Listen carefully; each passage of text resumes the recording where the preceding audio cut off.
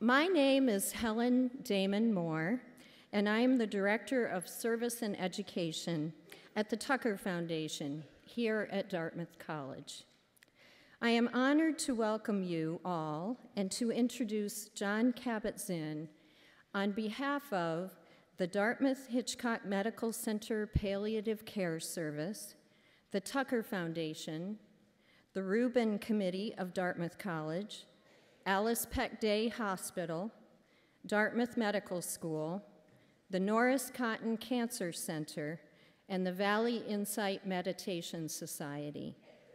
Special thanks to Ira Byock and Yvonne Corbet and the Palliative Care Service for partnering on this project, and to those at Tucker who have worked so hard and who are this week celebrating the 60th anniversary year of the Tucker Foundation, Dartmouth Center for Service, Spirituality, and Social Justice. We are pleased to welcome Dr. Jon Kabat-Zinn to Dartmouth College today for the second time. Kabat-Zinn first visited Dartmouth in the summer of 1984, when the college and the Connecticut River served as the training camp for the men's Olympic rowing team. He was the meditation trainer for the team, helping them to optimize their mental performance. Today, he is here to help optimize our performance. Jon Kabat-Zinn holds a PhD in molecular biology from MIT. He is professor of medicine emeritus at the University of Massachusetts Medical School and founder of the Center for Mindfulness in Medicine, Healthcare, and Society, and its mindfulness-based stress reduction clinic. He is the author of numerous best-selling books, including Full Catastrophe Living, Wherever You Go, There You Are, Coming to Our Senses, and The Mindful Way Through Depression, co-authored with Williams, Teasdale, and Siegel. Dr. Kabat-Zinn's research focuses on mind-body interactions for healing and on the clinical applications and cost-effectiveness of mindfulness training for people with chronic pain and stress-related disorders, including the effects of mindfulness-based stress reduction on the brain. His current projects include editing The Mind's Own Physician with Richard Davidson and guest co-editing with Mark Williams, a special issue of the journal Contemporary Buddhism. Dr. Kabat-Zinn's work has contributed hugely to a growing movement of mindfulness in mainstream institutions such as medicine, psychology, healthcare, schools and colleges, corporations, prisons, and professional sports. Courtesy of Carrie Jo Grant, here in our Student Health Promotion Department, Dr. Kabat-Zinn and his work have even made their way to the inside of our bathroom doors, featured as they are in the current edition of the Dartmouth College Stall Street Journal. Please join me in welcoming Jon Kabat-Zinn back to Dartmouth College.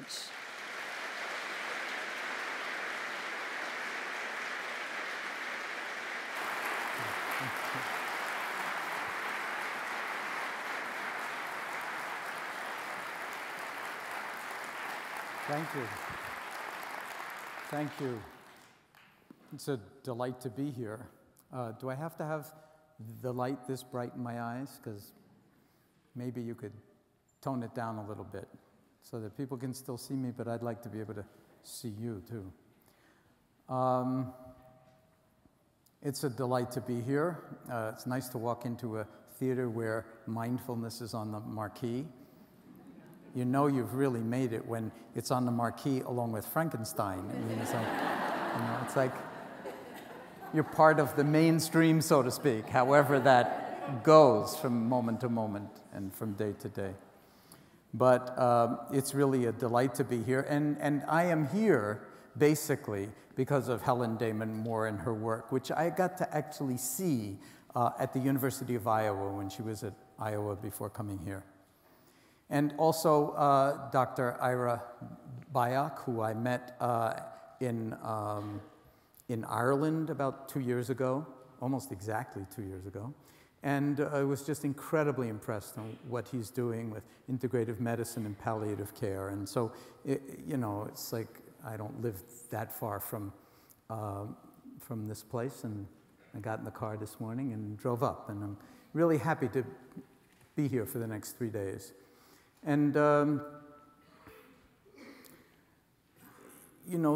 to have this many people come out at 4:30 on a sunny afternoon after the kind of winter that we've had to a talk about mindfulness is really some kind of indicator that something has shifted in the society.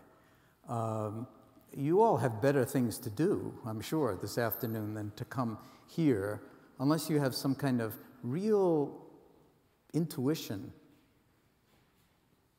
about what the healing power of mindfulness might be. And then it might actually be incredibly valuable to spend the end of a nice sunny Thursday afternoon here together. So this talk is really not about me or what I have to say.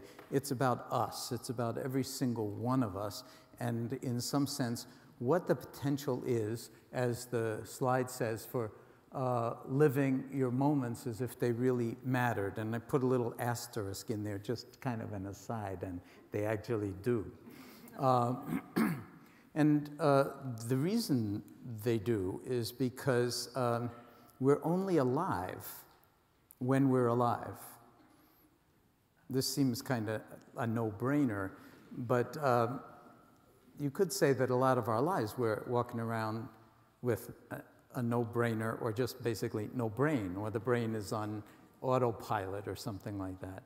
And what mindfulness really is about is bringing it back online, so to speak, in the present moment, because that turns out to be the only moment any of us ever have. But we're so good at thinking, so incredibly good at thinking, that we can spend enormous amounts of our time and energy absorbed in the past. Have you noticed that? Like, just incredible preoccupations about who's to blame for why it's like this, or how great it was in the good old days and why can't it be that way now? So there's a tremendous attraction to the past, or a tremendous aversion, but whether it's attraction or aversion, we spend a lot of time there. Would you agree? Have you noticed that a lot of the time, if you check on what your mind is up to, it's up to memory. It's up to thinking about things that are already over to a large degree. The other favorite preoccupation of the mind is in the opposite direction, the future. And if, again, you check in every once in a while, just to, sometimes I like to say, you can call yourself up. You may have to, because we're on 24/7. We're just infinitely connected. Probably every single person has one of these in pocket. I hope there are some exceptions, but and they're called smart phones, but they're not. But they can really dumb us down, because we can be infinitely connected everywhere except here. And so we may need to call ourselves up every once in a while. Hello, John, are you actually here? And the answer is no, I'm off in the future thinking. And what are our favorite preoccupations? And by the way, of course, you'll get a bill from AT&T or Verizon. But seriously, what are our favorite preoccupations in the future? Well, one is worrying. I don't know about in the North Country. Maybe you've gone beyond worrying, but in the rest of the world, a lot of worry about things that haven't happened yet and may never happen. In fact, Mark Twain is famous for having said, and you've probably heard this in a lot of different sort of guises, but he's famous for having said, there's been a huge amount of tragedy in my life, and some of it actually happened. But there is this sayings that, we die, he died 1,000 deaths. I mean, we drive ourselves crazy over things that are not going to be happening because we're not smart enough to actually forecast the future. But that doesn't prevent us from driving ourselves crazy and perseverating over and over and over again about what will happen. And then something else happens because we're not that smart. So something else happens, and we say we're blindsided. Now, how many of you would like the future to be different from the way we think it's going to turn out? Anybody ever find yourself wishing the future was going to be like majorly different, that we'd make some kind of change in the world? Raise your hands. I want to just feel in the audience. So, okay, I heard social justice mentioned earlier, and this is, after all, a university, or I guess you call yourself a college, but a campus kind of situation. So it doesn't surprise me, but this kind of engagement really requires thinking about what it means to make the future different. How can we possibly apply any leverage? Could we find an Archimedes, fulcrum in which to influence the future?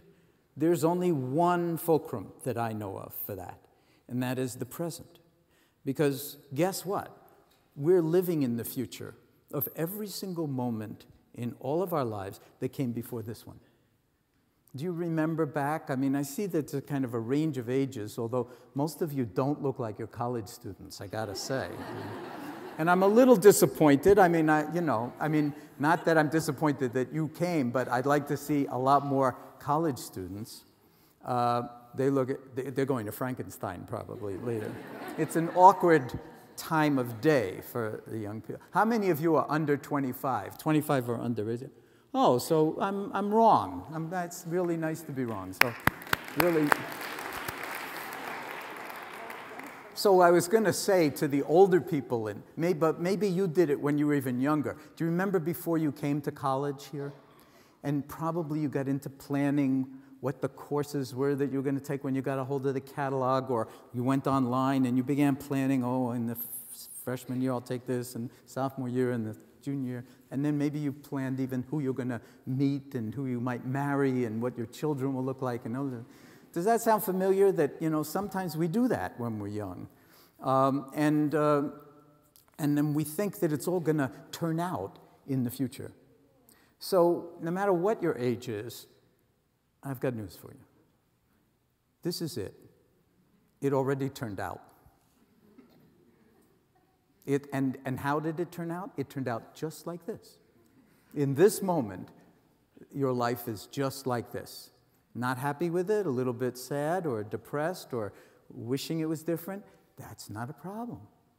That's not a problem.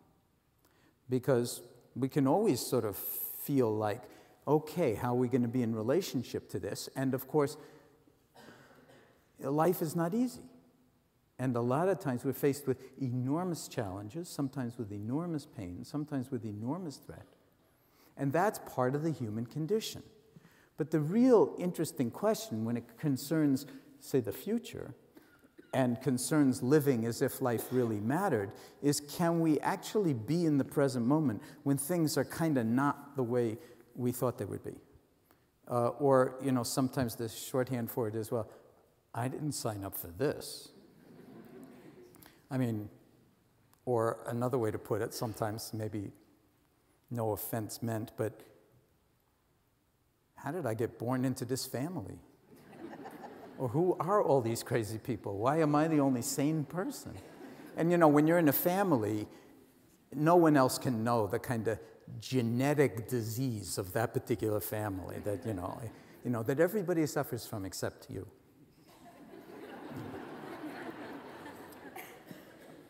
So if we hope for the future to be different, the only place we have to stand is now. Because, first of all, it's the future of all the moments that have come before. So if you want to be in the future, here you are. This is actually non-trivial. It's not just, tell us something interesting. because what it invites is a kind of shift in perception and a shift in awareness, a shift in consciousness that allows us to actually live our lives as if they really mattered in the only moment we ever have. And part of that means being embodied. Because a lot of the time, you know, we are lost in thought.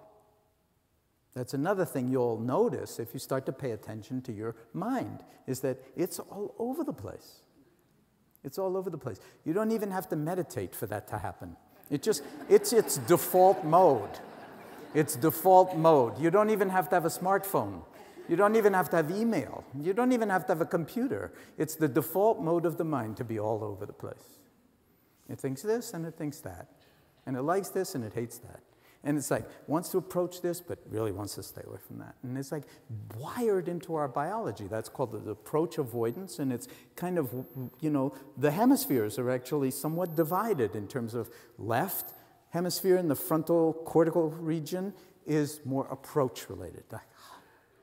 And right activation, more, and that's one of the fundamental biological, you know, features of living systems. Move towards food, move away from danger. Perfectly natural. But how we actually modulate those impulses and those reflexes and those, you know, kinds of unconscious urges that drive us and that cause us to be reactive a lot of the time is really an art form. It's the art, if you will, of living our lives as if they really mattered. And when we begin to actually drop in on ourselves, and I brought a few props, you know. So sometimes I said, when we begin to drop in on ourselves, you know, we can actually reclaim this moment in this body, with this heart, with this mind, and begin to shift the default setting on how we live our lives. Begin to actually move in a direction of greater balance of mind, greater groundedness in the body, greater clarity of sight, greater, if you will, recognition of what's actually unfolding moment by moment, that's not so conditioned by whether it's we like it or not. Because the world, maybe you haven't noticed this yet, but it's not actually organized around you being the center of the universe. I know that's really disappointing because I'm guessing now, don't take offense again, but I'm guessing that you are entirely organized around you being the center of the universe. Every single one of us is. It's almost unavoidable. It's almost unavoidable. And that actually has representations in the brain, it's turning out. That there are medial networks in the frontal cortex, and that is actually called the default mode. And it's what they think, neuroscientists think, is what's happening when you're not doing anything. Well, it turns out when you're not doing anything, you're very busy. You're very, very, very busy. And one of the ways that's described is that your mind is wandering. And now there's an entire field in neuroscience focused on mind wandering. How many of you have noticed that your mind sometimes just has a life of its own? It goes here, it goes there. It's like, loves to be entertained. You know, it's very entertaining. So yeah, that's what's called the default mode now. And another name for it is the narrative network. So it's like we're continually constructing narratives about ourselves. I mean, after all, it's the favorite topic, right? Me. What could be more interesting than me? The story of me, starring me. And if you start to pay attention, because what we're talking about, what mindfulness is, it's actually awareness. Okay? And it's cultivated by paying attention. So just to get clear about this, that doesn't sound very Buddhist, does it, so far? Or very Asian, or very mystical, or very, anything.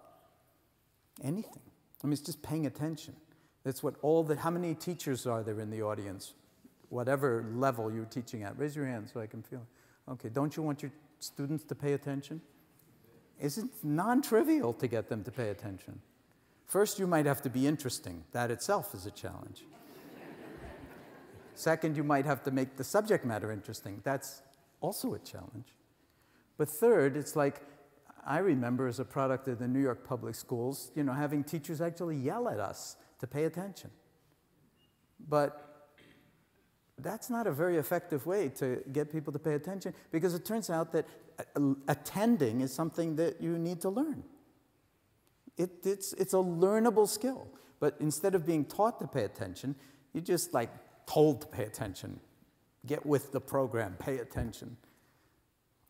And a lot of people pay attention very differently. Some pay attention auditorily. They're really predominantly auditory.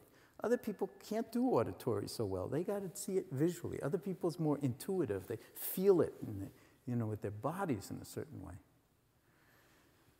So this is incredibly important in education at all levels, because as they say about orchestras, even the greatest of orchestras, with the greatest musicians, with the greatest instruments, playing the greatest music, before they perform, they get together and they tune their instruments. First to themselves, then with each other, until there's a kind of dropping, if you don't mind me put it that way, into kind of resonance, call it an A, or call it what you like, but a kind of interconnected feeling that we are in some space together. You could call it relationality. And so mindfulness is the awareness that arises by paying attention on purpose in the present moment. Paying attention on purpose in the present moment and non-judgmentally. Now, non-judgmentally, that's the kicker, because as I said, the default network is operating constantly, and the default network's got ideas and opinions about everything. It's judging constantly. So non-judgmentally doesn't mean that you won't be judging when you actually start to pay attention to what's on your mind or what's going on in your life, but that you'll notice how much you are judging, how much you want to approach this and push away that, and you'll just allow that whole thing to be there as if you just put out the welcome mat for it. Okay, I'm not going to have an opinion about my opinions. I'm going to just let it all rain down for a moment. Can you feel how radical a shift that would be in your life? To just take one moment and allow everything to be as it is, instead of wishing it was one way or another? The Buddhists would call that liberation. It's a kind of freedom that no one else can give you, but that allows us to, in some sense, rotate in consciousness so that for one moment, we're stepping outside of time. Because if you live in the now, well, maybe you've had this experience. Just check your watch and take a look right now. And what time is it? I'll tell you what time it is. It's now. And every time you check your watch or your phone, it's now again. Now, why am I even talking about this? Why did I even come here? It's always good to ask those questions. It's like, I don't know, actually. Because it's usually bigger than whatever you think, your reasons for it are. But it has a lot to do with the medical school and with what Ira's doing there, and with what Helen is doing in the undergraduate school. It has to do with the fact that the society has reached a point where we're beginning to understand that the exponentially increasing levels of stress in medicine, in our professional lives, in our personal lives, at every age, really require some kind of shift that is not in the form of taking some pill to numb yourself out to it or get it together, but that actually we need to cultivate what's often spoken of as the domain of being in order to not be so overwhelmed by all the doing and the performing. And while it's true that with the Olympic team, we were using mindfulness to actually improve their performance, it was a kind of Zen operation in the sense that you can't improve performance by trying to improve performance, especially with the mind, because the kind of mind that's grasping for an outcome is exactly the kind of mind that gets in the way of any desirable outcome. Have you got that? Did you catch that as it flew by? Okay. So this means we're in new territory. One example, a common example. You can't get to sleep by forcing yourself to get to sleep, by telling yourself how important the meeting is you have tomorrow. In fact, that's probably a very bad idea because that thought will actually secrete one more thought about the meeting or the stakes of it, and then that will lead to something else in this default network of mind wandering, and pretty soon you are wide awake, desperately wanting to be asleep and not knowing how to get there. Okay? So it's non-trivial to actually befriend our own minds and our own lives in such a way that we can actually work in these paradoxical ways where striving won't do it. Striving won't do it. That doesn't mean that I'm advocating that all of us abandon ambition or don't care about anything. Meditation is not about becoming stupid. Even being non-judgmental is not about becoming stupid.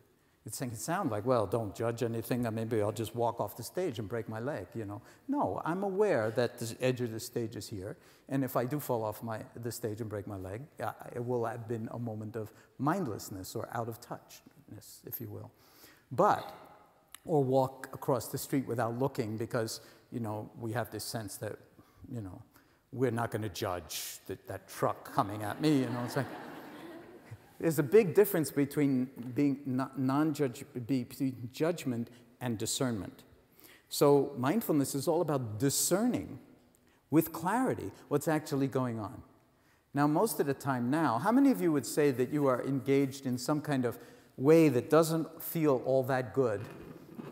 A lot of the time in multitasking. Anybody find yourself multitasking? Confess. That when you're on the phone, you're actually sending an email to somebody else.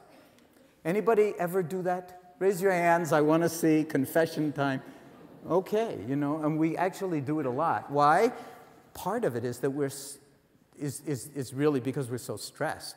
We don't have enough moments in our day to get it all done, so we start to discombobulate a little bit and juggle and cut corners. And there are now wonderful studies that are showing that actually impedes or reduces or any kind of objective measure of performance. That doing two things at once detracts from the quality of either of the one. Doing 5 things at once, or being that scattered in your mind, you don't even have to be doing anything, but when you're at the mercy of this kind of mind wandering all the time and you're trying to get things done, it's very, very challenging, very challenging. So the question is there a way to actually live that will allow us to deal with what Zorba the Greek in Kazantzakis' novel, a movie called The Full Catastrophe of the Human Condition. The good, the bad, the ugly, the unwanted, the feared, the traumatic, the awful. And to be able to hold each moment in its fullness and allow our attention faculty and our awareness faculty to actually hold it in such a way that we can then inhabit the next moment with authenticity and maybe even respond appropriately to this vast range of demands that we're faced with all the time. Now, when I started the stress reduction clinic back at the University of Massachusetts back in 1979, and I did bring some slides, which I don't know if I'll show you, but I'll just sort of take that moment by moment. Maybe I'll show them to you, maybe I won't. Because I'm trying to actually create more of an impression. I don't want to leave you just with things in your head, just facts, okay? Because you'll lose them immediately, okay? Because other facts will come in and, you know, whatever. If you've spent time and energy getting here, and I've spent time and energy getting here, then what would make me feel most satisfied is if, one, you had some kind of inkling why you came today. I'm sure you all do. It's a mystery, though, I'm sure. Hoping maybe to be entertained, or maybe to connect on some deeper level, or maybe you practice mindfulness, or maybe you've been to an MBSR program. But if you peel back all those layers, there's some really, really, really, really, really interesting reason why you're here. And I'll bet you don't know what it is. I'm not joking. Because there are intelligences at work that are just deeper than the thought function. And the thought function is so smart that it sometimes outsmarts us completely. Have you noticed that? And then it's like we're stupid. We're so smart, we're stupid. It's very hard to see that in yourself, but you can see it in other people just really easily. Maybe you've noticed that. So I'm going to try to weave together a whole bunch of things that probably none of it's going to make complete sense, but what I'm doing here is I'm trying to, in some sense, plant seeds. I'm trying to plant seeds in the fertile ground or garden of whatever it was that brought you here, so that when you leave here, something has been touched that will keep those seeds that actually I'm not planting, they are already in you. Keep them being watered, nurtured, protected, privileged in a certain way, so that it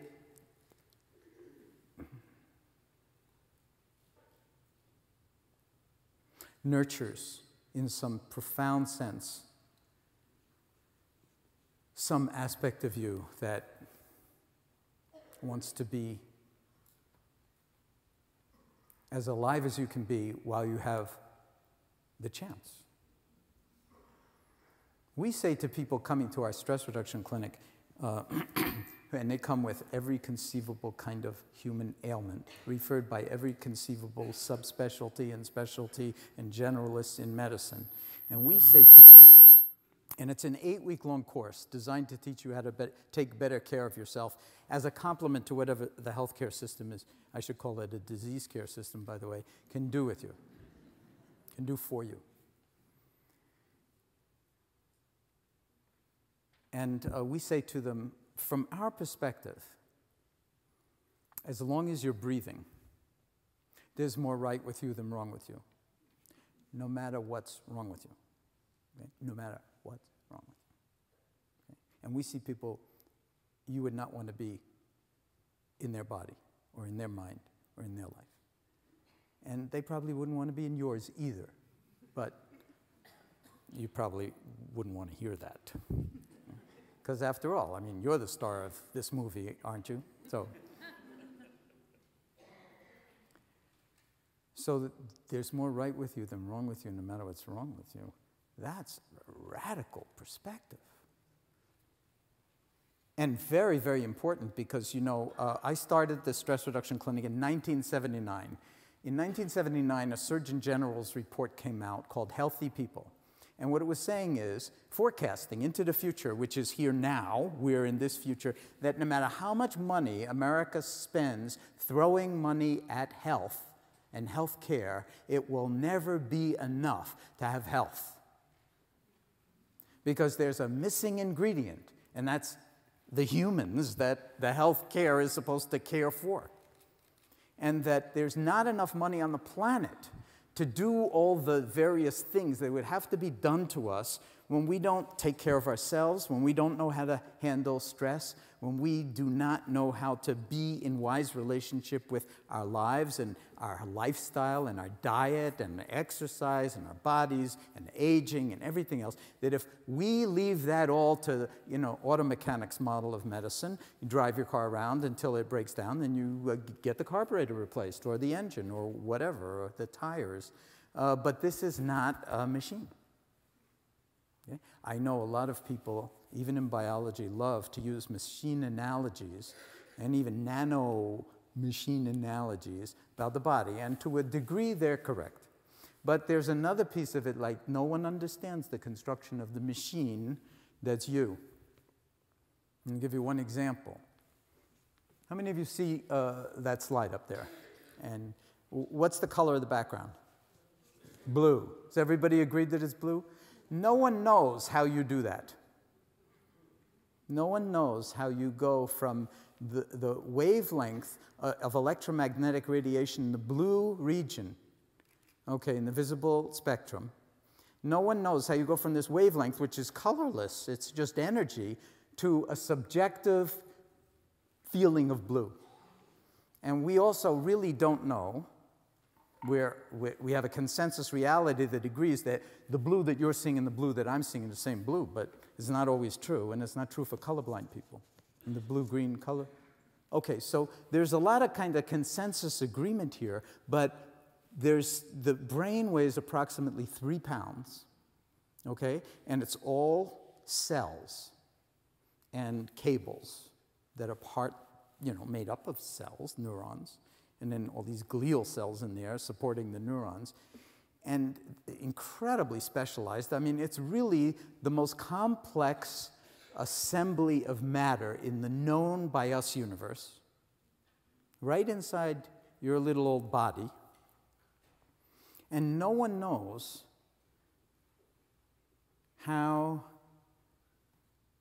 sentience, how consciousness, how knowing, how even thinking arises in this 3 pounds of what some neuroscientists call meat. It's a little distasteful. But, to just kind of make it graphic. So if you forget every once in a while walking around on the Dartmouth campus or in Hanover or wherever you happen to live, that you're a miraculous being, well, okay. It's just one more mind wandering, one more default sort of not really being aware of how amazing it is that you can see, for instance, that you can hear, that you can taste. How many of us eat food and we don't bother to taste it, we just devour it? Or we taste the idea of the food. Yeah, that was really good. Yeah, but you didn't actually taste it. Have you ever had a mindless hug from somebody who was really trying to be friendly?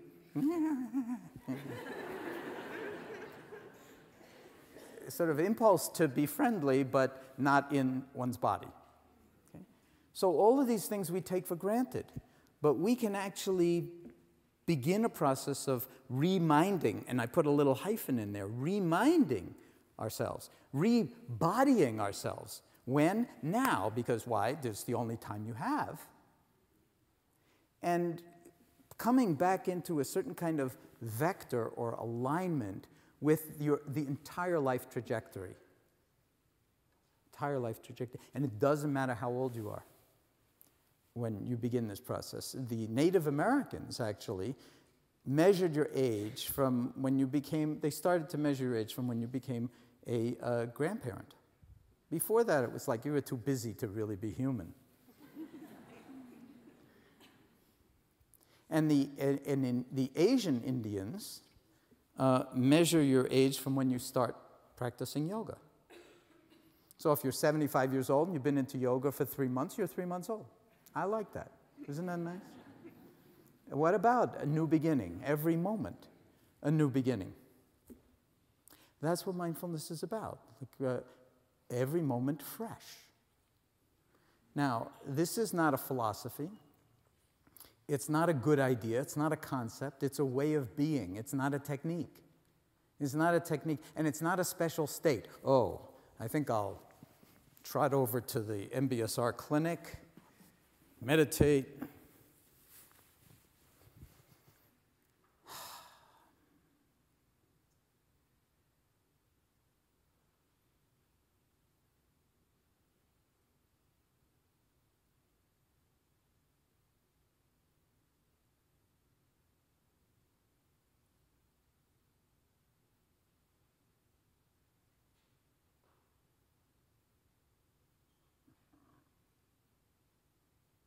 Maybe you're waiting for something else to happen, but nothing else happens.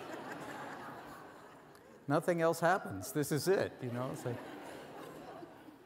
goodbye. Maybe you're hoping for something special to happen. Some special meditative state, some kind of vision, some kind of alignment of the, spheres. Some special bolt of lightning out of the blue to wake you up. This is a mistake, a miss-take on meditation, on mindfulness, on reality. Let's just pretend. Okay, why don't we just sit for a moment? You're already sitting. You don't even need to shift your posture, although I see some people getting ready. Okay, now we're going to get into it. It's going to be somewhat experiential, thank God. He could talk forever. But you see, you don't even have to shift your posture to be awake or to be aware. You could do it like this and really be aware. And by the way, I can't see my hands, but I know where they are. How do I know? A sense called proprioception. Maybe you've heard of it, maybe you haven't. But there are a lot more than 5 senses. I just want to put that out, okay? When we're talking about miraculous being or genius, it's got lots of different dimensions to it, many. If I ask you, how are you in the elevator, and you say, fine, how do you know? Aside from the fact that you're probably not fine, but you just don't want to go into it in the elevator with somebody you don't want to tell anyway. But when, you're sort of, a friend asks you, how are you? And you say, fine. How do you know? That's another sense. And you know very quickly. And you know when you're not, too. What is that knowing called? It's not, well, let me think. I don't know. How am I? No, you know instantly. That sense is called interoception. There are ways that the organism has, using the brain and the nervous system, which has lots of maps, by the way. The brain is loaded with maps of the body. Loaded with maps of the body. And not just the somatosensory cortices, but the insula and the cerebellum and the hippocampus. I mean, lots and lots of... And again, I stress, we're beginning to understand something about what lights up when you meditate, and when you do this and do that, when you go into depression.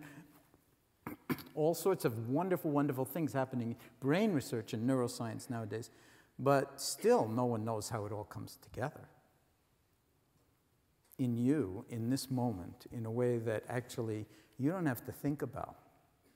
And even if there's something going on, even if you're in, say, pain from your lower back, and you've had it for a long time, or even if you have, cancer at the moment, or you're a cancer survivor, or whatever it is, or you have, heart, issues of one kind or another, whatever it is, the sum total of this universe of between 10 and 100 trillion cells, the whole body now we're talking about, is good enough to have gotten you here today. It's good enough for now. And the more energy you pour into it, the more that robustness, whatever it is, sometimes called homeostasis, but it's a very dynamical process that we call health, as opposed to disease or disease. When we start to pour attention energy in the form of attention into what's already right with us, it turns out that the body has its ear to the rail, the brain has its ear to the rail, the brain is part of the rail, the heart, every aspect of our being is one integrated whole. It's not like different systems. The immune system talks to the nervous system. The nervous system talks right back. And everybody else is listening in on the conversation. And it's all cells. And if you took your liver, if we all took our livers and put them out on the stage here, that would be an interesting exercise. And then we shuffled them around, and then you were all encouraged to just pick yours up on the way out. You wouldn't know which was yours. You can look at all 100 trillion of these cells in your body, and your name isn't on any of it. It's like, oh, here's my liver. Here's my gallbladder. This is the punctuation from the cell phones is actually really, if that, it was a cell phone, it's really interesting.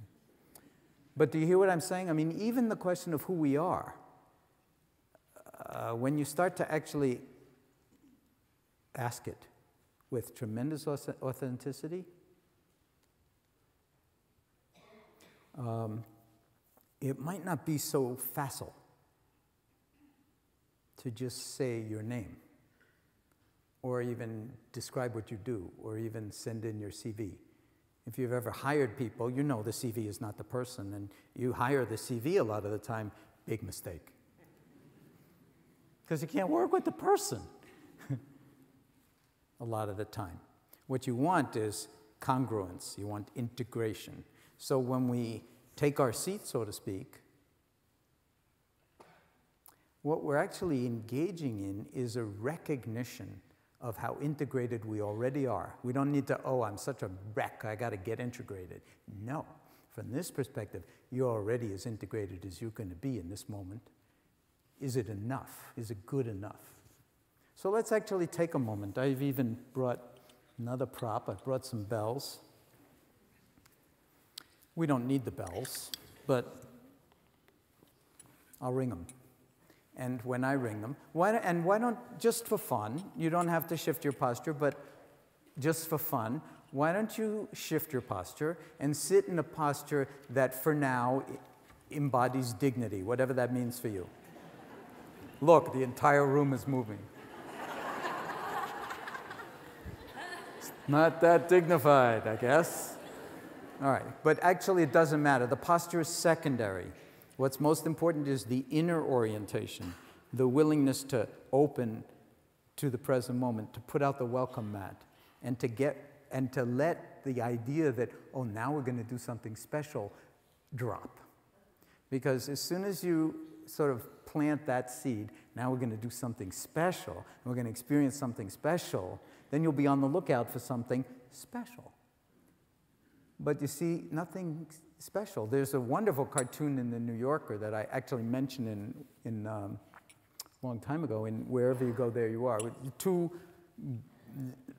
Zen monks, you know, one obviously elder, the other young, and the young one's looking up quizzically at the older one, and the caption underneath, the older one speaking, saying, "Nothing happens next, this is it." I just said that to you earlier.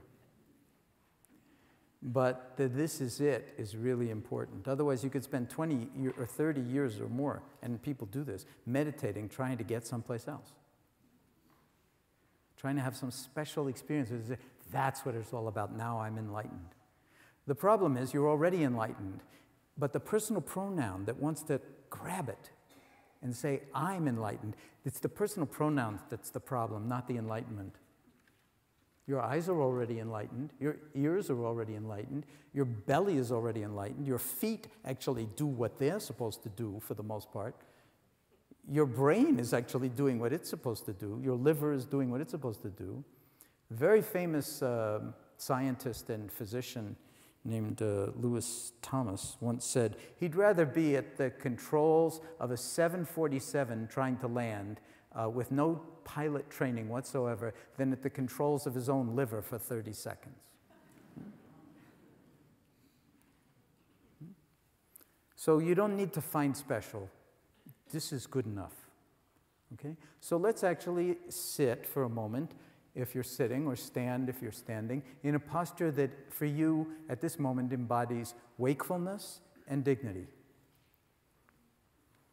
You don't even have to close your eyes, but you can if you like, or let them fall unfocused on the chair in front of you or whatever.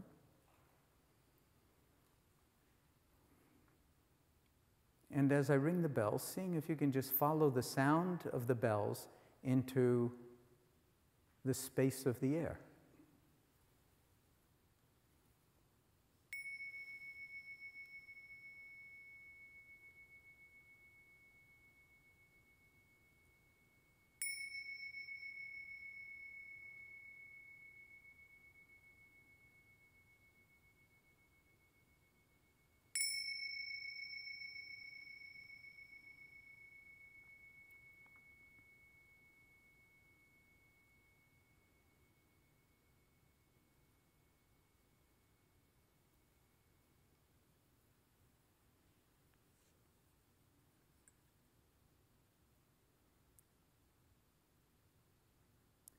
And allowing the space of the air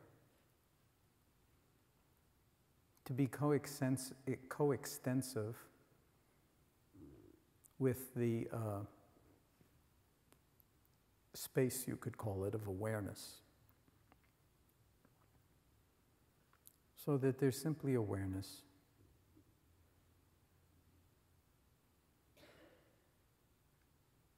Hearing what's here to be heard. The sound of the bells are past, and now there's just sound, whatever's arising. And you could feature hearing as a way of anchoring our attention. You can focus on some object, or field of objects like hearing, and just rest in being aware of sounds and the stillness, the silence in between, inside, and underneath any and all sounds, including, of course, my voice.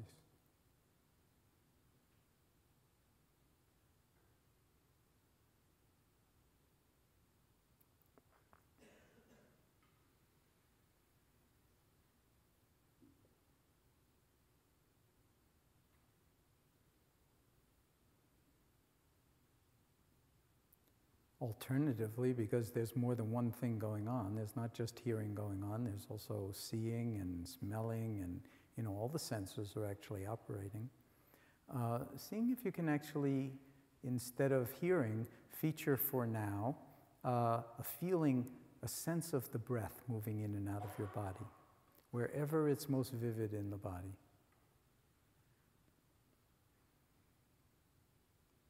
Just allowing awareness to inhabit the whole of the body and be most vivid in the region where the breath sensations are arising and passing away. In breath, out breath.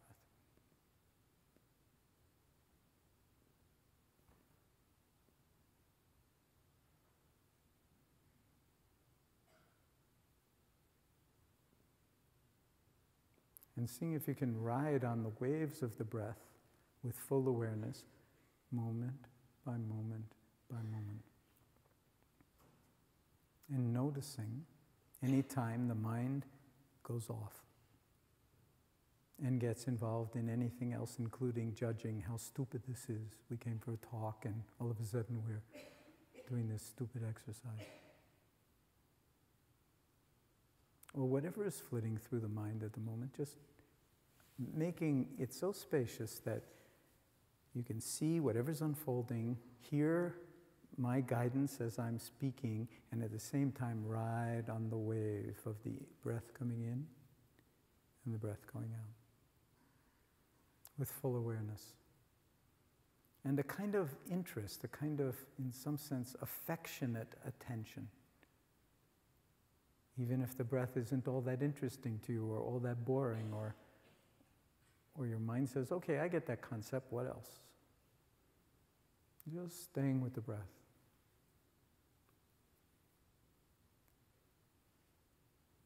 And then playing with the possibility of expanding the field of awareness around the breath, wherever you're experiencing it most in the body, until it includes a sense of the body as a whole, sitting here or standing here, breathing. And noticing you can do that just easy as pie. It's not really a doing, but when I say it, you can easily, the awareness can hold the whole body to one degree or another. And whatever degree you can hold it, that's fine. It's not like, oh, if I practiced, I'd get better at this. That's just a thought, never mind. Just letting the thoughts come and go and staying with the awareness of the body as a whole, sitting and breathing.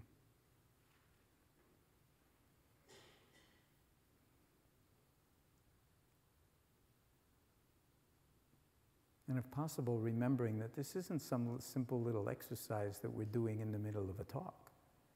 That this is your life unfolding in this very moment. And this breath is important to you. You wouldn't want to do without it.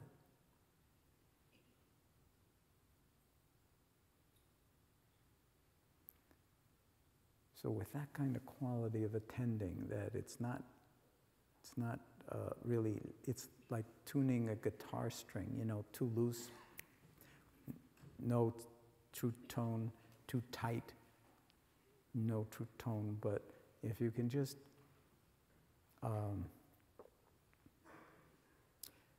bring the lightest of touches of awareness to the sense of the body as a whole, breathing. As if it mattered. And of course it does. Because it's your body in this moment, it's your life, and the breath is vital. And then one more before we end. Noticing any thoughts that may be moving through your mind, and noticing how easy it is to self-distract, that the mind does wander, and it wanders away from the breath. If we did this for any period of time, sooner or later your mind would be someplace else, probably not even in the room, maybe not even in the present moment. You'd be having dinner in Paris, or Bangkok, or in an argument 3 years ago, in the shower with yourself. So when you notice the mind is self-distracted, no problem, no judging, or if you judge it, don't judge the judging, and just see if you can come back to this moment in awareness, featuring whatever object of attention you care to. It could be anything that's in the field of awareness. But the last little piece is to just underscore that none of this is about the sound of the bells. None of this is about the feeling of the breath in the body. None of this is about the thoughts moving through the mind. Those are all important and they're secondary, but what it's really about is the awareness that knows the sound when it comes to the ears, that knows, and I mean non-conceptually knows, not just conceptually, knows the feeling of the breath moving in the body. Non-conceptually, it inhabits the body as a whole in awareness, sitting and breathing. Non-conceptually knows when the mind self-distracts, or when we get into an emotional whirlpool or turbulence of some kind or another. And the awareness can just allow it to just be here, feature it center stage, let it come, let it go. And meanwhile, we just continue to rest in awareness, outside of time, because the present moment is timeless in some profound way.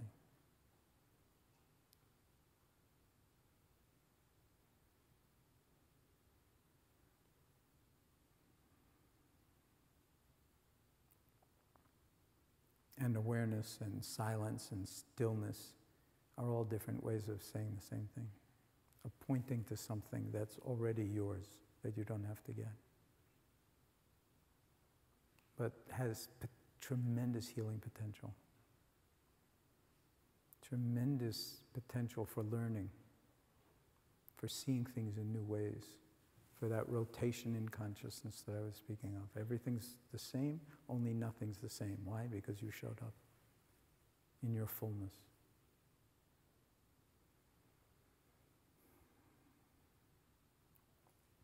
So learning, and out of that learning, growing.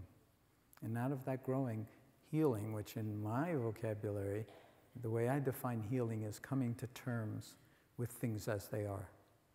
Coming to terms with things as they are. Very different from curing.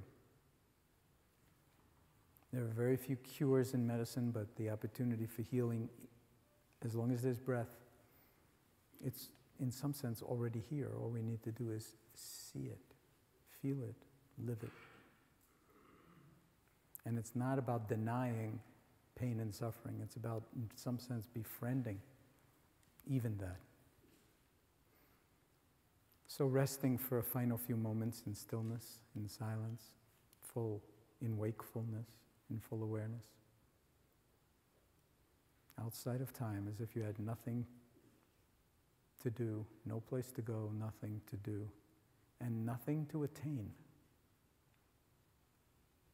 Because you're already whole. The root meaning, by the way, of the words health and healing, and even the word holy, H-O-L-Y. And by the same token, the word medicine and the word meditation, they grow out of the same tree, same root, Indo-European root. Medicine and meditation are joined at the hip. So it's not so radical to actually bring them together in mainstream clinical care. In fact, it's essential for caring.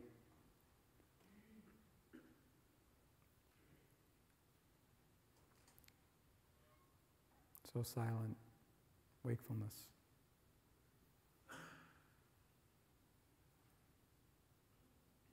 Attending to what is.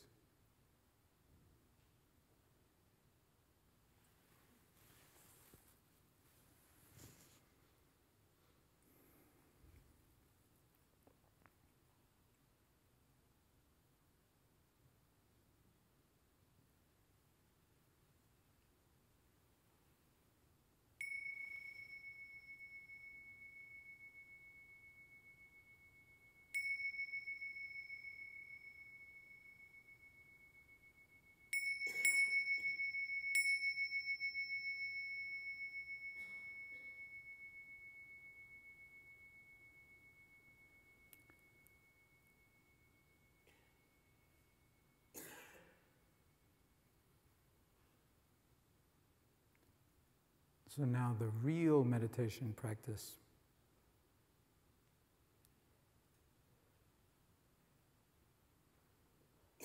never stops.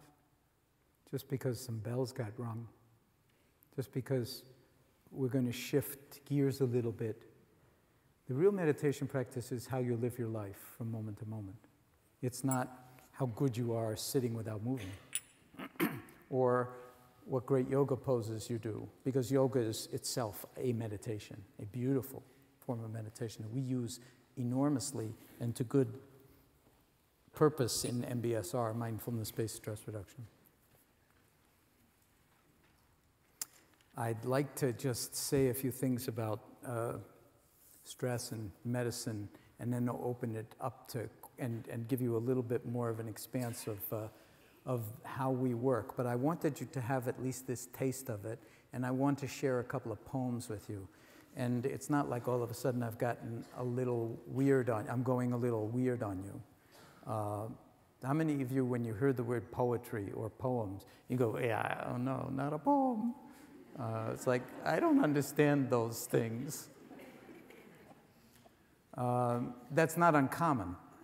But one of my colleagues, John Teasdale, with whom I wrote that book, The Mindful Way Through Depression, who is like one of the world's great cognitive scientists, is coming out with several papers in which he's arguing that, that the root cause of suffering in human beings is not knowing how to deal with our emotions, because we don't know how to inhabit and then shift our relationship to what he calls implicational meaning. Implicational meaning is what moves, say, in poetry. Okay? It's different from the propositional meaning, which is just the kind of bare facts. Okay? So if I'll recite a poem for you. This is a poem by Antonio Machado, who's a great Spanish poet of the turn of the 19th to 20th century, and won the Nobel Prize. It's very short, but see if you can feel it. The wind, one brilliant day, called to my soul with an odor of jasmine. The wind, one brilliant day, called to my soul with an odor of jasmine. In exchange for the odor of my jasmine, I would like the odor of your roses. I have no roses. All the flowers in my garden are dead. Can you feel that? And how many times have we had that feeling? Or a similar feeling? I have no roses. There's nothing beautiful about me. All the flowers in my garden are dead. Well then, I'll take the withered petals and the yellowed leaves and the waters in the fountain. And the wind left, and I wept. And I said to myself, what have you done to the garden that was entrusted to you? Can you feel that? This is a poem about great sadness. Could easily go into depression. I actually, just because a Nobel laureate doesn't mean, you know, I like to actually change the last line. And I would suggest that for our purposes, rather than, what have you done to the garden that was entrusted to you, which is a kind of blaming, wouldn't you say? I mean, it's like, stick the knife in and then, oh, right, as long as I'm feeling down, why not just go right over the edge? And a lot of cultures actually perpetrate that kind of perspective. But instead, why don't we say, what are we doing with the gardens that are entrusted to us? Gardens, plural, okay? Because right now we have a lot of gardens entrusted to us, I would say. The closest to us is, I would say, the garden of the body. You know, better than an American Express credit card. You can't leave home without it. But a lot of the time, we're not even in the body. And a lot of the time, our feelings about the body are so negative that, like, the less said, the better. Just don't bother me about the body. You know, I don't even want to know it exists. If it is not driving me crazy, I feel lucky. And James Joyce is famous for starting out a short story in Dubliners with the following sentence. This is an approximation, but it's, Mr. Duffy lived a short distance from his body. And if you start to pay attention in the way that I'm suggesting, in the present moment, you'll discover that that's your address as well. A lot of the time, we're in our heads, lost in thought, someplace else, not in the body. That has biological consequences, by the way. Everything I've said tonight, when I started the stress reduction clinic in 1979, it was like there was almost no science of the effects of stress and the biology of stress on the body and on the mind and on the brain and on the heart. Now, the data is just like overwhelming, including, as I'll show you in a minute, aging. That it's turning out that, stress, they used to say stress is not a real risk factor for morbidity or mortality because, it's not like, high-fat diet, it's not like cigarette smoking, it's not like hypertension, high blood pressure. But now it turns out there's incontrovertible evidence that stress actually increases the rate of degradation of the the ends of all of our chromosomes, which are called telomeres. You're going to hear a lot more about that word. The woman, Liz Blackburn at UCSF, who actually discovered telomerase, which is the enzyme that builds them back up, won the Nobel Prize in 2008. Okay? And her lab is studying the effects of mindfulness on telomeres and telomerase. And the evidence is moving in the direction of meditation can actually enhance telomerase. And not just that, it's more than meditation or mindfulness. It's your attitude towards what's happening. It's not like these people aren't under a huge amount of stress, but it's never the stress. It's how you choose to be in relationship to it. And if you have really exhausted your resources for handling stress, then of course, yeah, all bets are off. But if you know how to draw resources to yourself, then even under very, very high levels of stress, you can dance with the energies. Sometimes it's unbelievably painful, but nevertheless, you're much bigger even than the pain and suffering, and liberate yourself from that. And guess what? The telomeres get longer. So every aspect of our biology is what's now called plastic. And that's a new terminology. It's not like, you know, Dustin Hoffman in The Graduate. This is for the older people in the room. But it means that our biology is miraculous in another way. It's constantly reorganizing itself. It's not just it's all downhill from here. Yes, there is aging. Yes, we are all going to die unless somebody makes a very important discovery very quickly. But, you know, the question is not is there life after death or is there some way to escape death, but actually can we live while we have a chance? Is there life before death? That's the most interesting question. And right up to the moment of death. And a lot of time I think that really when we talk about fear of death, we're really more afraid of life than we are of death. And there are two chapters. I was going to actually tell you some stories, but I don't think I will, about my early days at MIT, one of which was how I got into meditation. I got into meditation at the Massachusetts Institute of Technology as a graduate student in molecular biology with a Nobel laureate. Believe it or not, go figure. Not in some monastery in Asia. Because the Zen master came and gave a talk, actually, at MIT. And I was one of 5 people in all of MIT that went to the talk and took the head off, took the top off my head at the age of 22. And it was like, oh my God, there's an entirely different way of knowing. Why didn't they tell us this in kindergarten? An entirely different way of knowing, and no less beautiful, no less profound, no less transformative than thought. Just different. And this should be part of the repertoire, so to speak, and part of the science and investigation. The other thing was the story of my thesis defense, because I wrote, you know, a thesis on some arcane topic in molecular biology, and I had, you know, it's like all these MIT Nobel laureate types, real hotshot molecular biologists, and a few from Harvard who came over because you always have to have someone from another institution. And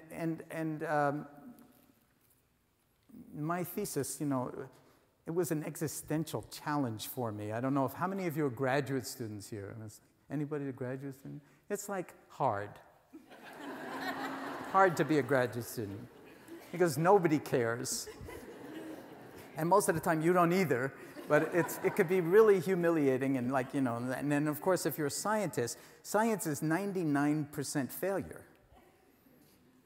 Which doesn't do that much for, you know, your self-esteem, so to speak. And then you're looking for that 1%. And so I finally got my thesis together, and I wrote in the front page, on a page by itself, you know, they let you have a little dedication, a little sayings or something like that. I wrote, "He who dies before he dies does not die when he dies." I don't even know where I got it, you know, it's like...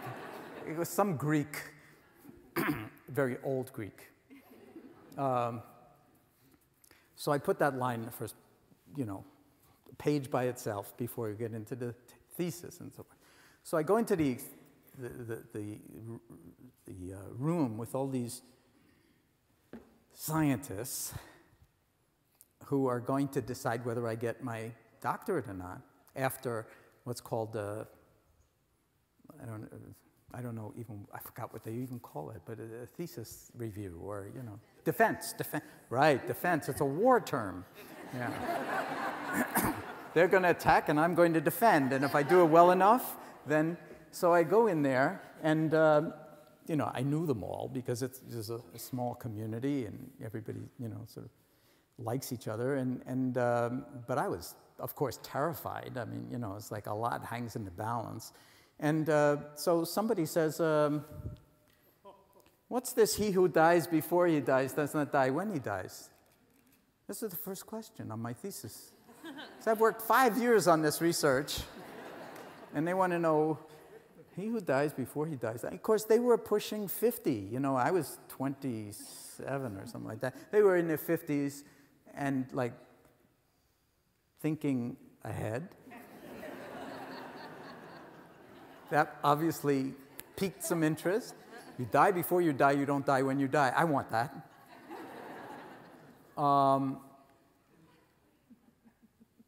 So I said, do you really want to know? And they all said, yeah. So I said, well, it might take some time. They said, we've got time. So actually, I would say half of my thesis defense was actually unpacking what mindfulness is about to these guys. This was in 1971, by the way. And I wrote it up. It's a chapter called Dying Before You Die, Duh, because the first Dying Before You Die was the other story that I told about, first encountering meditation at MIT. So that's just to say that I didn't want to continue a career in molecular biology. I wanted to bring my training as a scientist together with my training in meditation because it seemed like, well, everybody's doing the science, but nobody's paying attention to the balance between thought and this other function of our brains and nervous system that no one's paying attention to, called awareness, that is patently, obviously bigger than thought, because whatever thought you have or whatever emotion you have, you could embrace it in awareness and not have to do anything with it, but it would change by virtue of simply holding it in awareness if you were patient enough to do it, especially if it didn't feel good.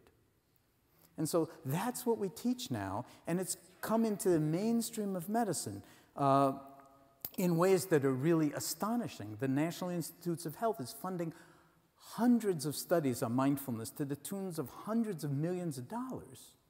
And the idea that that would have been the case in 1979, I like to say more improbable than that the Big Bang would just all of a sudden stop and implode back on itself.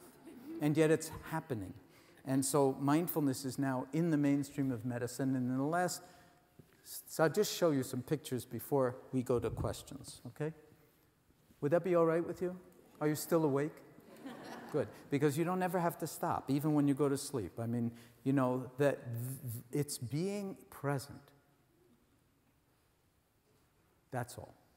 Being fully present, okay? Is anybody good at this? No, okay? So don't make like, oh, I'm no good at this. Nobody's any good at it. But all you need to do is be a little bit better than automatic pilot, and your life will rotate. I mean, it will be very, very different. And every time anger comes up, the default mode comes up, whether it's anger or anything else. Thich Nhat Hanh likes to say, the reason we have to practice mindfulness, the reason we have to cultivate it intentionally, is that we're busy cultivating the opposite all day long. Cultivating anger, cultivating jealousy, cultivating, sort of low self-esteem, cultivating,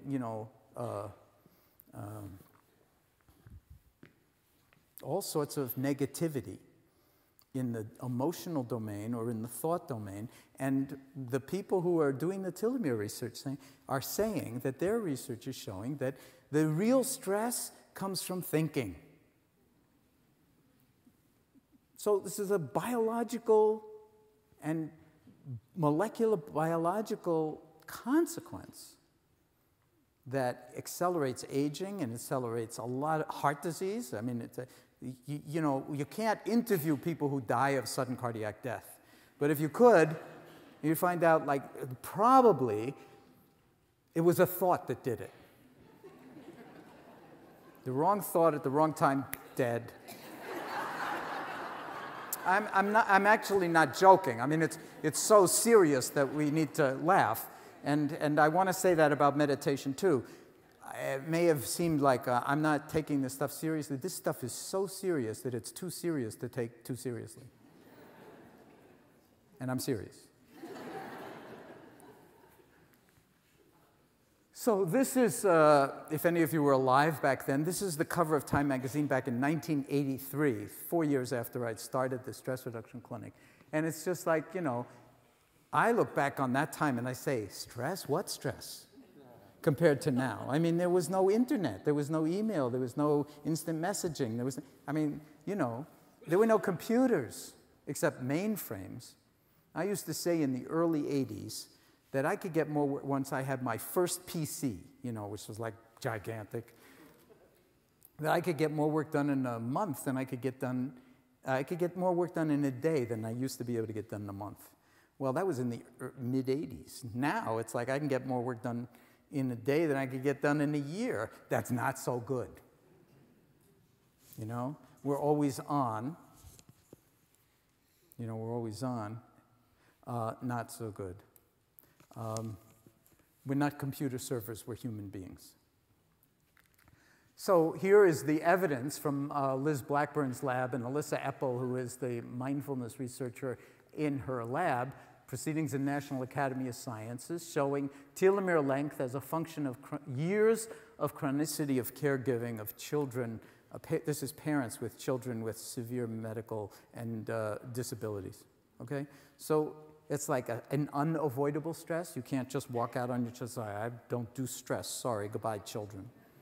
No, you can't do that. But look at this, also in that study.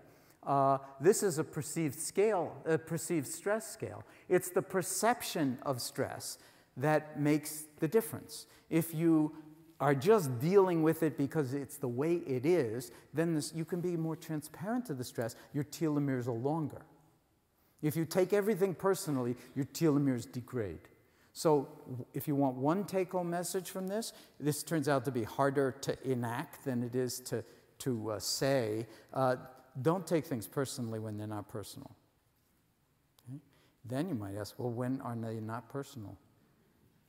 That's a good question to keep asking yourself. It may be they're never personal. It may be that the you that you think you are is not the real you, that you're much bigger. And now the neuroscience is actually showing that. You want to be your narrative self? Fine. Then you're using certain regions of the brain. You want to be your direct moment-by-moment experiential self, grounded in the body? You're using lateral networks in the brain, a whole different brain profile. So you choose. One is related more to happiness. The left activation in the prefrontal cortex, if you put monks in the scanners, and I'll show you some pictures of that, you know, they have tremendous activation in the left prefrontal cortex, in particular regions that have to do with approach and that have to do with emotional balance. And when we train people in MBSR, they shift from right activation to left activation in 8 weeks. Okay? Their brains actually change structure in 8 weeks. Work out of Sarah Lazar's lab, a German postdoctoral fellow who's training with us in MBSR and has been our student, Britta Herzl, for years from Germany, young neuroscientist, has demonstrated that major regions of the brain change with 8 weeks of mindfulness training in MBSR, including the hippocampus, including the cerebellum, including the posterior cingulate cortex. All of these are involved in making meaning, in self-regulation, in perception, decoding, memory, and learning. Not bad for 8 weeks of what looks a lot, if you were looking in from the outside on our patients, looks a lot like nothing. They do nothing lying down. Then they do nothing sitting. Then they do nothing walking, like this, like the Night of the Living Dead, you know, really slow, meditative walking. They're doing nothing, and healthcare is paying for it. Amazing. How did they pull that off? And it turns out the brains are changing not just in terms of activity, in terms of structure. Significant thickening in those regions I mentioned, significant thinning in the amygdala, which is the emotional reactivity center, the threat center that triggers, fires off all the time whenever we feel threatened or, you know, accosted in one way or another. So, God, I got a whole talk here that I'm not going to give. How many of you see a triangle? Raise your hands if you see a triangle in this picture. Okay, now keep your hands up there. Okay. Now, look around so that you know you're not alone. If you see a triangle in that picture, it's interesting because there's no triangle in that picture. A triangle is defined by a three-sided figure, and what your mind does is it puts in the sides. If we shifted that little Pac-Man the tiniest little bit, so the mind can actually see things that are not there. The brain actually does that. It's so good at that. If I had time, I would show you this movie, which... How many of you have seen this image? Yeah, you can't use it anymore, but I'll just play it anyway. Whoops.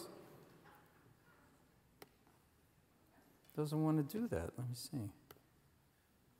Anyway, it's a movie, and they're passing around basketballs, and you ask the group, you ask the room to sort of count the number of times the people in the white shirts pass the basketballs.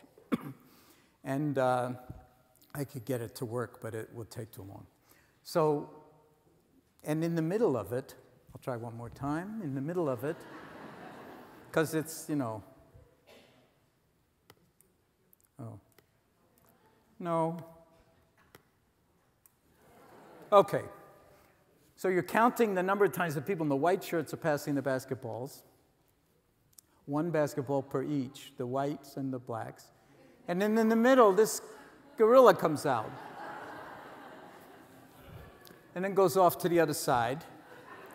But when you ask people, well, to count the number of times the people in the white shirts pass the basketball, they don't actually see the gorilla.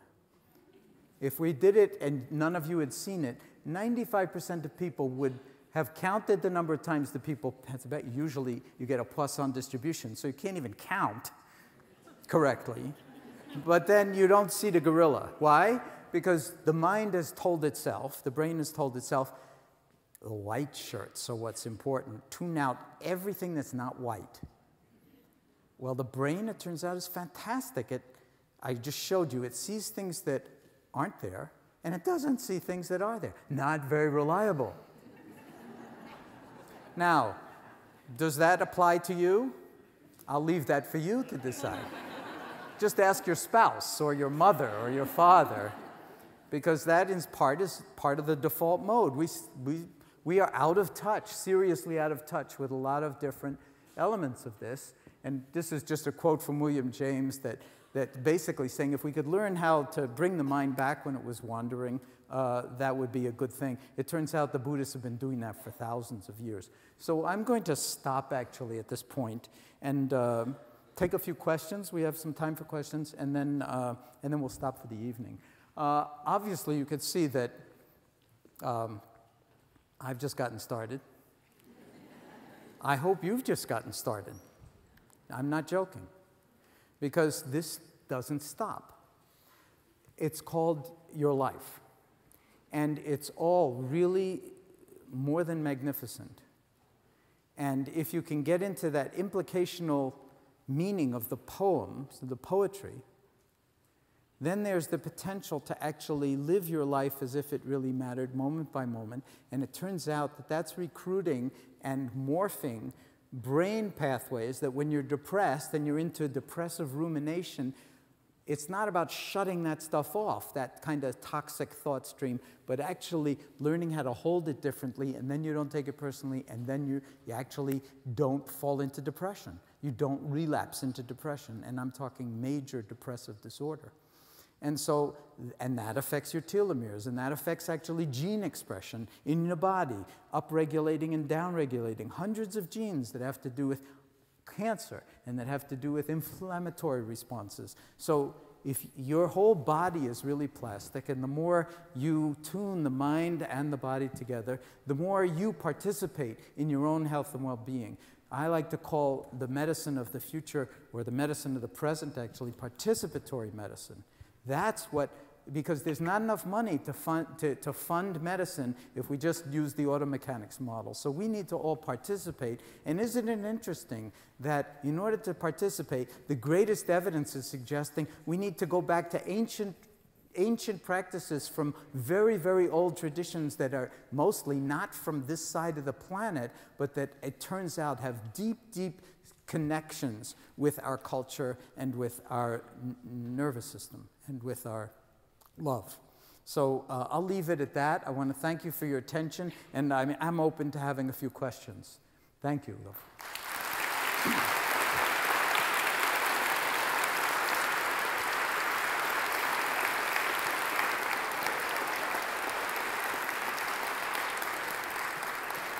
Yeah, thank you for your attention. And it's 6 o'clock. If you need to go, we understand. Yeah, and obviously, so it's 6 o'clock.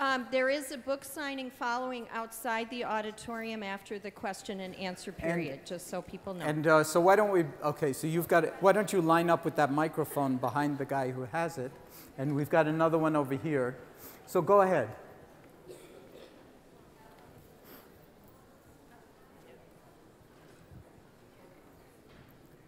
Oh, are you not, you're not actually asking a question, you're just offering them. Well, give it to her. Thank you so much. I really appreciate that talk. It was fascinating. One question I had was actually from your biography that was provided, which was just talking about you and your wife's interest in supporting initiatives that further mindfulness in K-12 education. Yes. And I wondered if you could just provide some examples of what exactly that can look like in public education and beyond. Okay. Thank you for that question. I alluded to it, but obviously, you know, the subject of mindfulness is so vast, and to do it in a way that isn't just throwing facts at you would take actually multiple occasions. Or you can remember what we touched on today and then find out more for yourself, which is really the best part. But in the book that my wife and I, Mila and I, wrote together on mindful parenting, which is a whole other story, there's a chapter in there about a 4th and 5th grade teacher from a Utah public school who herself experienced mindfulness in MBSR for medical reasons, health reasons, and then brought it into her classroom against all of my advice in Mormon, Utah, and it transformed the entire school. So you could start there. You can also Google mindfulness in education. You'll find out there are groups of teachers in lots of different places that are doing this. And if you want to take a trip up 89 to South Burlington, Vermont, I was just there a couple of weeks ago, and they are doing amazing things in that school system. The superintendent and one of the principals actually came to a day-long mindfulness retreat that I did for the teachers, and there are hundreds of teachers bringing mindfulness into their curriculum at every age. So there's a lot to be said about it. I think it's one of the best things to happen in modern education, and it's really inspiring the teachers because nowadays it's so challenging and there's so much stress in that profession, and so many of the kids come and they're not ready to learn, so they need to learn how to learn, tuning the instrument before you play it, so to speak, and this is a way to actually allow that to happen, and in a way that I've been in classrooms like this in Oakland and in Manhattan, New York City, on public schools, unbelievable. I mean, and one teacher in South Burlington called it pin drop moment. You could hear a pin drop in these classes where a lot of the kids are like ordinarily all over the place, but they have learned how to actually drop in. It's valuable for attention deficit disorder, attention deficit hyperactivity disorder, and it's also valuable for the teacher's sanity. Thank you. So. Hello. I was just wondering what your general advice would be when we're trying to, live it moment by moment, but we're faced with moments where we have to make decisions. And I know we have to make like dozens of decisions every day, and sometimes there are big decisions regarding like our futures or personal relationships. And my friends are always telling me like, don't overthink it. But I mean, don't overthink it. Yeah. Yeah. But I know it's really difficult. So, well, it's a great question. Now you want an answer? Yeah. I realize that's the reason why I decided to come today. Oh, wonderful. Wonderful.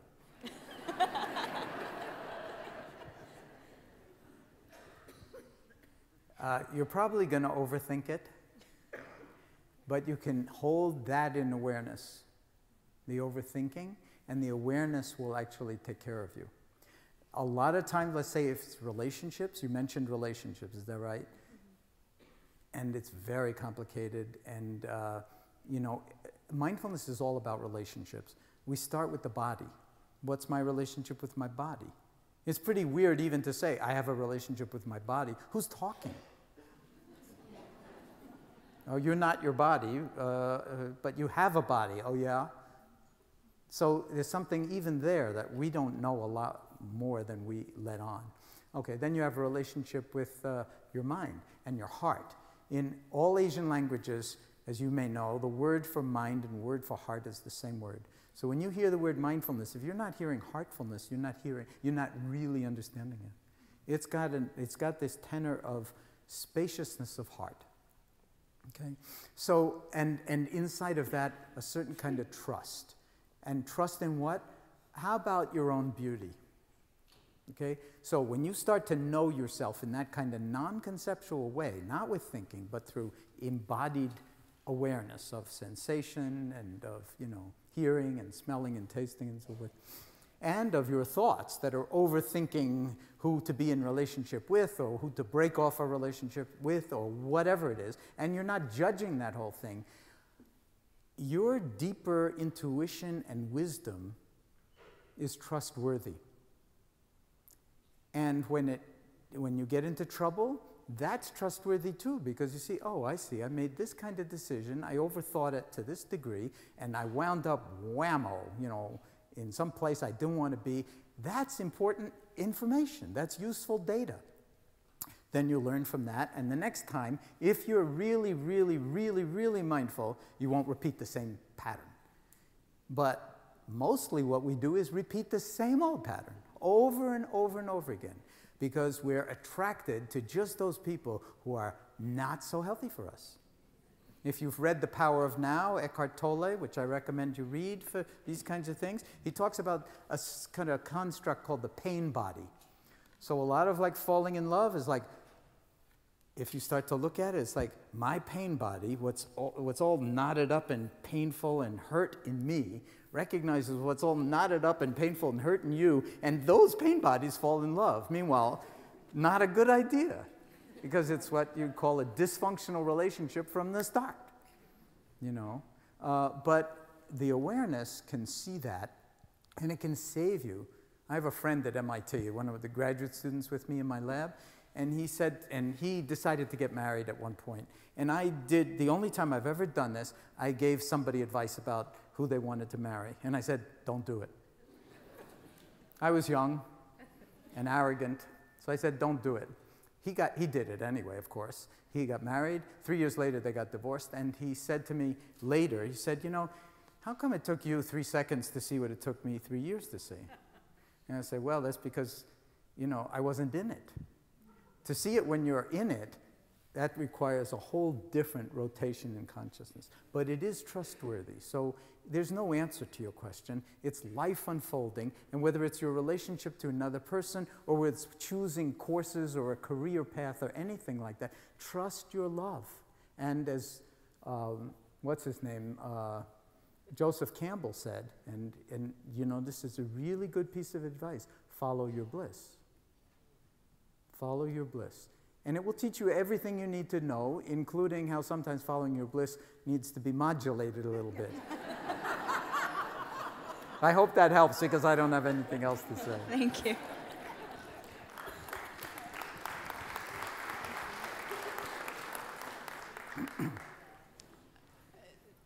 People are saying that life is more complicated and more stressful now, and I would believe it. I don't have anything to measure it against, but and also the same with war, that people go to war and they come back having experienced things that they might not have lived through in other wars.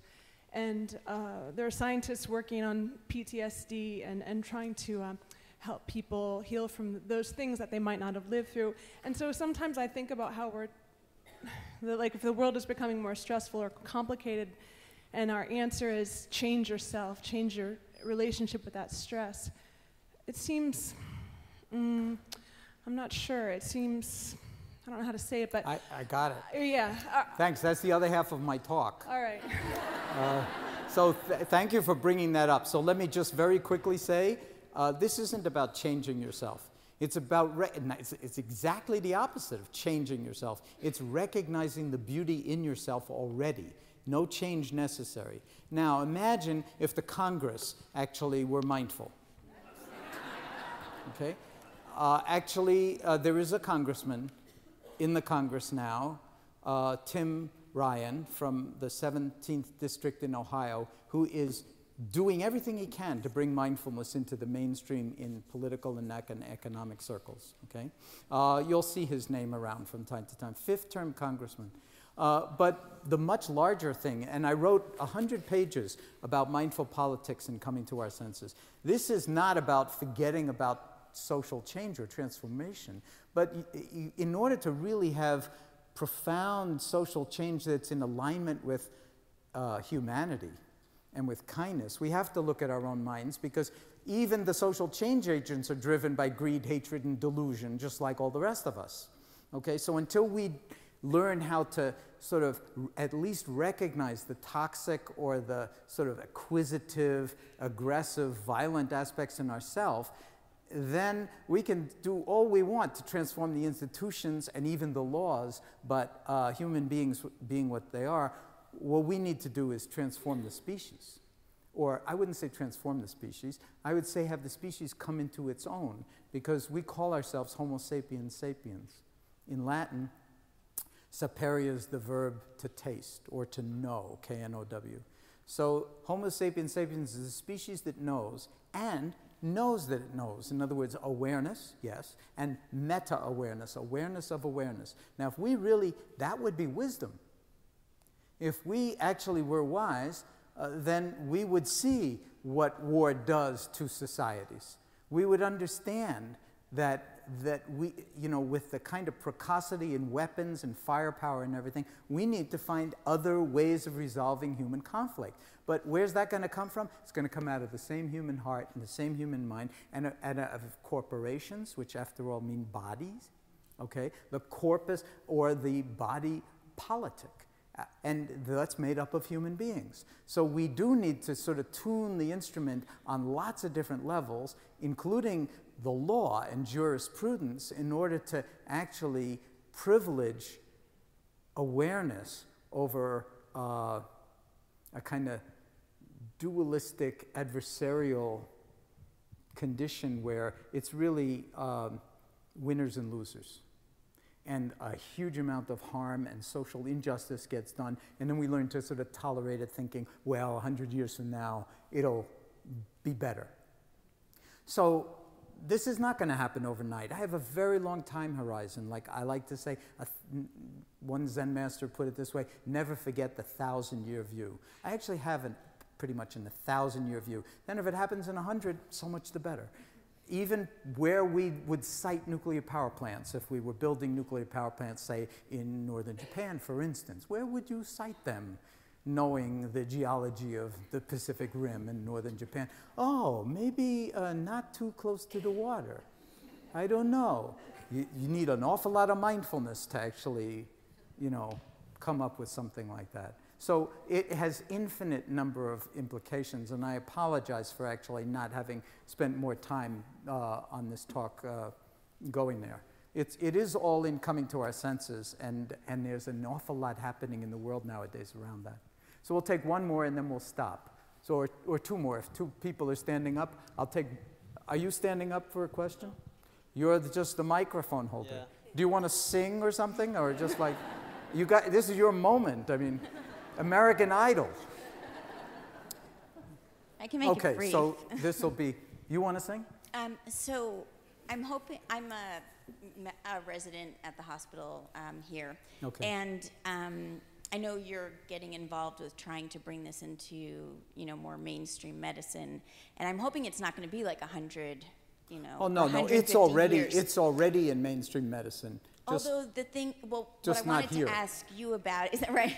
So I mean, it's definitely not encouraged for us to take care of ourselves, and It the isn't? amount of stresses and appointments and phone calls and now EDH, and our new computer system, and I heard about that. and 30-minute, you know, I'm in psychiatry, and 30 minutes to, like, you know, adjust meds, and right. also the person wants to talk to me Right. and all of that, and you know, it's completely stressed me out, but I can only imagine, and I have pretty great attendings and good, you know, great faculty, but if I were to say, you know what, I'm gonna go to Shambhala to meditate, because I do meditation at Shambhala, and I've You read mean a the lot Shambhala Mountain Center in Colorado? yeah, well, there's one Or in here? White River Junction. There's Okay.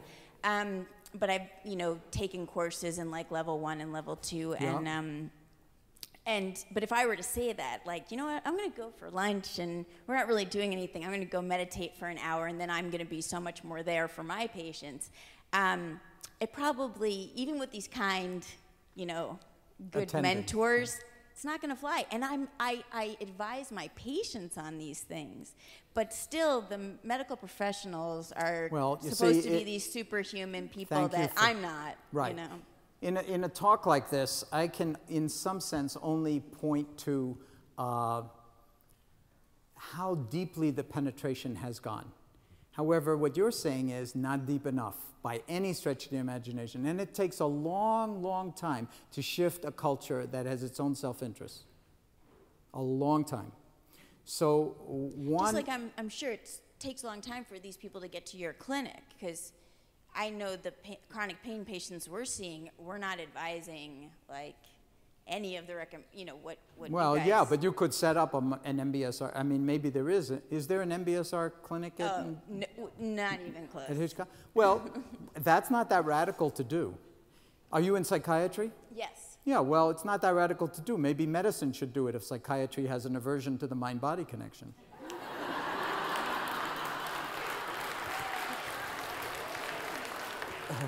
I even know gastroenterologists who are working with veterans who have PTSD, and pulmonologists, and you know, I mean, this transcends specialty.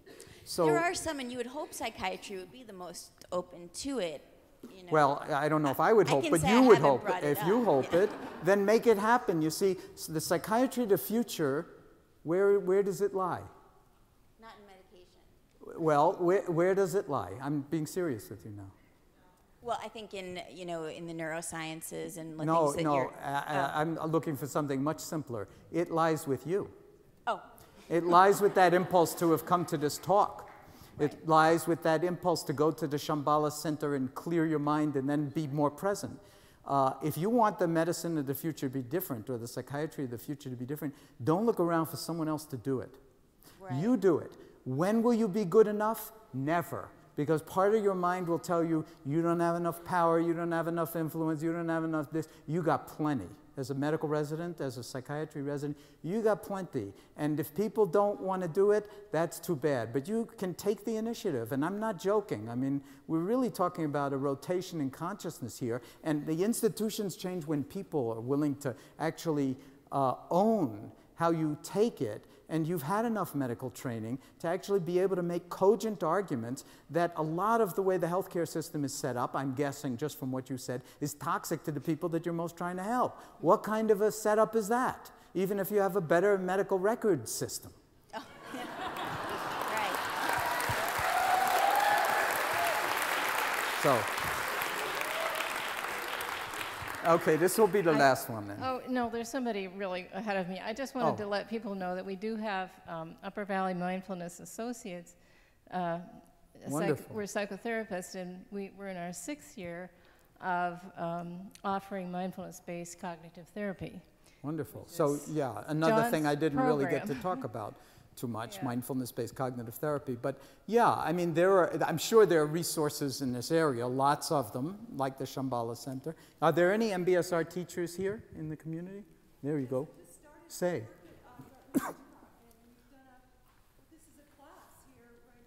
Oh, wait a minute. Someone just said, no, there's nothing at Dartmouth Hitchcock. But MBSR is at Dartmouth Hitchcock? I'm a chaplain, so I'm not a doctor. Well, you see, the doctor doesn't, you know. So, I mean, between the two of you, you have an insurrection. If there are, how many other people are here with that? How many are oh, so now you have a revolution. I mean, you know, so.